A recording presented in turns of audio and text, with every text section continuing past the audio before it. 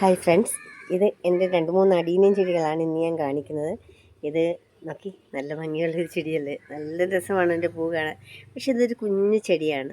നമ്മുടെ വീട്ടിൽ painting work നടക്കുന്നതുകൊണ്ട് ഇവരെയൊക്കെ എടുത്ത് അങ്ങോട്ടും ഇങ്ങോട്ടുമൊക്കെ മാറ്റി വെച്ചിരിക്കുകയായിരുന്നു.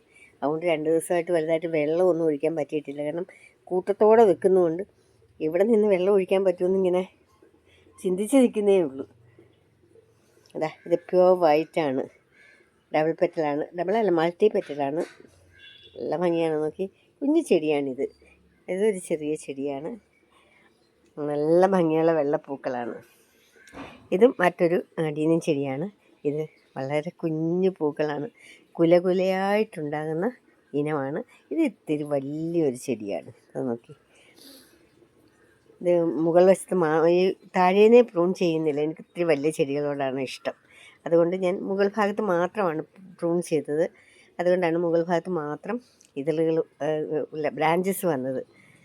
നോക്കി, അടുത്ത് നോക്കിയാട്ടെ, നല്ല എത്ര കളറാണ് നോക്കി. ഇതിനുള്ളിൽ നല്ല രസമുള്ള ഈ വലുപ്പമേ ഉള്ളൂ. ഇത് കുഞ്ഞു പൂക്കളാണ്.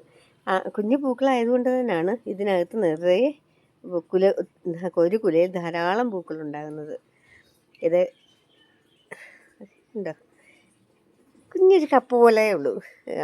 ആ കണക്കിന് എൻ്റെ കയ്യിലിരിക്കുന്ന ചില അടീനിയം പൂക്കളൊക്കെ കണ്ടാൽ നമുക്ക് ഭയം തോന്നും. അത്രയ്ക്ക് വലിയ പൂക്കളാണ്. ഇത് വന്ന് ചെറിയ പൂക്കളാണ്, നല്ല ഭംഗിയാണ്.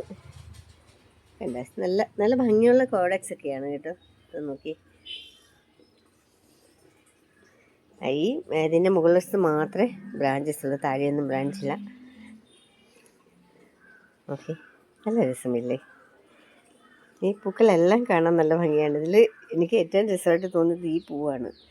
അതിൻ്റെ ആ ഭംഗിയൊക്കെ നോക്കി, ആ വരയൊക്കെ കണ്ടു, നല്ല വരച്ച് വെച്ചിരിക്കുന്ന പോലെ ഇരിക്കുന്നല്ലേ. നല്ല രസമില്ലേ കൂട്ടുകാരെ എൻ്റെ ഈ പൂക്കളൊക്കെ കാണാൻ?